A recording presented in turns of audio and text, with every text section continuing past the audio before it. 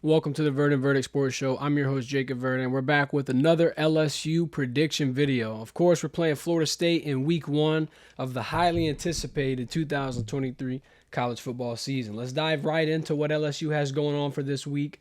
A couple players that you won't see on the field, unfortunately. John Emery Jr., Armani Goodwin, and of course Mason Smith. Being without these three players, two of them running backs. That's a pretty deep room. You're going to not have Mason Smith once again for one of these games, but some moves, positional changes among LSU players.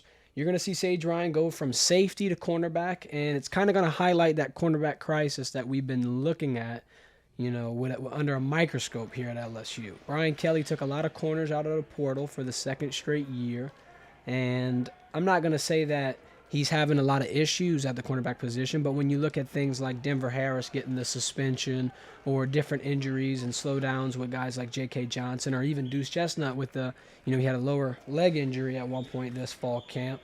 The cornerback position is kind of questionable just in a sense where, you have to be on your game when you're playing cornerback in the SEC. The competition is a lot better from the quarterback and wide receiver perspectives.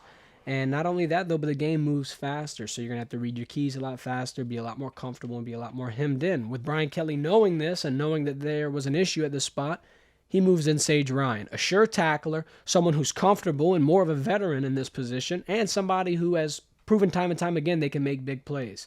We saw Sage out for about a week or so just because of a stinger, Brian Kelly called it. During the scrimmage on the 19th of August, he went down, kind of scary looking. Looked like he might have had some collarbone or an arm issue, but luckily he's able to come back out and not miss a beat and transition into that cornerback role. He'll be able to help out that room a lot. The safeties, Greg Brooks and Major Burns, are going to be able to oversee a lot of those things as well. I think the DB room isn't necessarily, horrible. I don't think the DB room is going to be something that we're going to have to complain about every week. However, it will take some getting used to. I think that the pressure up front and the linebacker rooms that LSU has, they're going to be able to fulfill and alleviate some of that pressure off of the cornerbacks. So hopefully that pressure and that big front that LSU possesses is going to be able to help.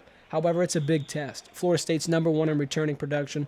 Jordan Travis is a phenomenal quarterback, very mobile. They got some big targets to throw to, and their running game is pretty polished. I think both teams went to rebuild in a sense where, okay, this last year that we had was pretty successful. Let's try to hurry up, fix a little of the pieces, and push for a national championship the very next season.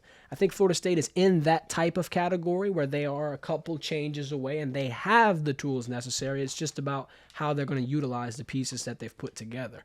LSU situation is a lot different. You've got Jayden Daniels with the second highest Heisman odds. You got Malik Neighbors coming out here ready to prove that he's NFL ready, as well as guys like Brian Thomas and Kyron Lacy. That running back room is phenomenal. You got Josh Williams, Logan Diggs, Noah Kane, not to mention the plethora of backs sitting at the freshman spot, whether it be Caleb Jackson or Trey Holly, and then you even got guys like John Emery and Armani Goodwin on the back end. So I think LSU in the skill position area is blessed. I mean, look at guys like Harold Perkins. When you get Mason Smith back, there's a lot of areas on LSU's teams that is just not going to be replicated. Nobody's going to be able to just produce like a Harold Perkins or a Jayden Daniels or what have you. These are some of the best players the SEC has to offer. So I think LSU's in an interesting spot.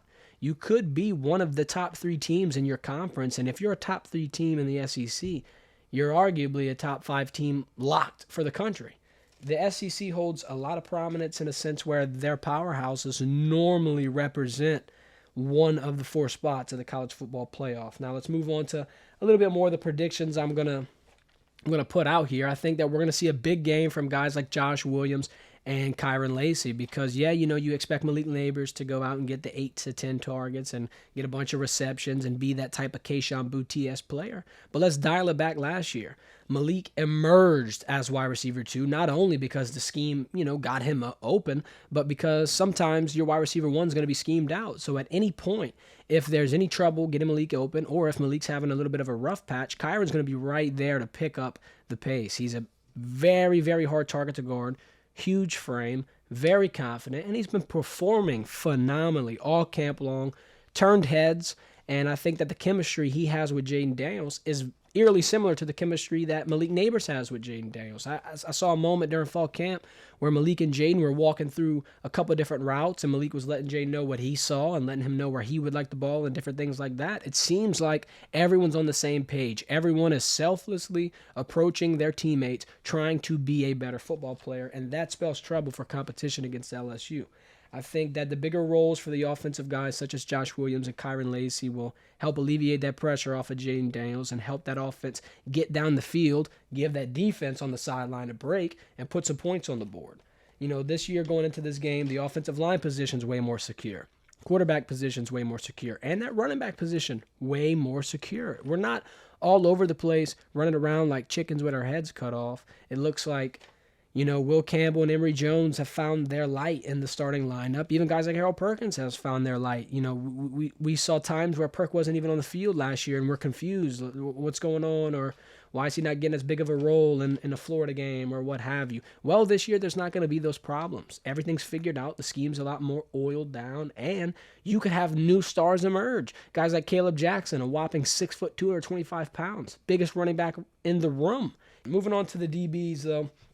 I'm going to end it off here with the DBs are going to enter probably their toughest test in a while. The Florida State game, highly sought after revenge game for LSU. For months and months and months, everyone has this game circled. Everyone wants to avenge the loss that not a lot of people believed LSU deserved. They thought a lot of people thought LSU won that game. A lot of people thought LSU performed well enough to be able to squeak out of there with it, but I think that loss last season contributed to the development that LSU underwent. I think it added a lot of layers of character, and it gave them the experience they needed to come together and go after it. So a loss against Florida State in week 1, as we saw last year, would not be the end of the world. It is possible to go ahead and dig out 0-1 and turn the season into something. However, they're going to have to respond quickly. I wouldn't exactly think last year's game is going to be a lot similar in a sense where LSU's not going to be all over the place. They're not going to be walking in and, having miscues right away or having moments where people aren't catching touchdown passes or people are, not understanding their role well. Yeah, you might have some first game jitters. You might have some rust to knock off. But all in all, the playmakers on the field were the playmakers on the field last season. All these guys are ready. All these guys are bought in, and all these guys seem comfortable. Interviewing the guys, interviewing the coaches, the number one thing that everyone preaches is the preparation and the focus on the little things. So I don't think anything's really going to get past the Tigers going into this matchup, a matchup that they've seen before as of last year, and a matchup that Coach Kelly's seen plenty of times. Look at his last week 1 game in Notre Dame. They play Florida State. I mean, he's been around Coach Norvell and that squad for a while. I'm going to feel pretty comfortable about Coach Kelly going into here.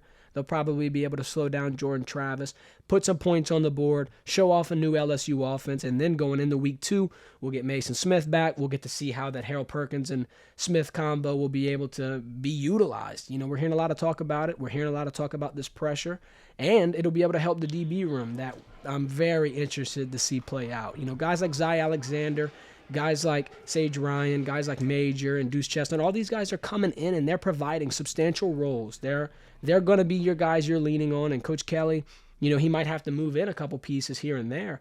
But all in all, I think that this squad we have very, very high potential on this team. Last year with the double-digit wins and the SEC title game appearance, I could 100% seeing that happen again, except the SEC title game going a lot more in the Tigers' favor. For more LSU football news, hit that subscribe button. We'll be having field coverage all year long for the LSU home games, so make sure you don't miss it. Hit the notification bell. Follow us on social media. Links in the description. And stay tuned for that post-game coverage. Y'all have a good one.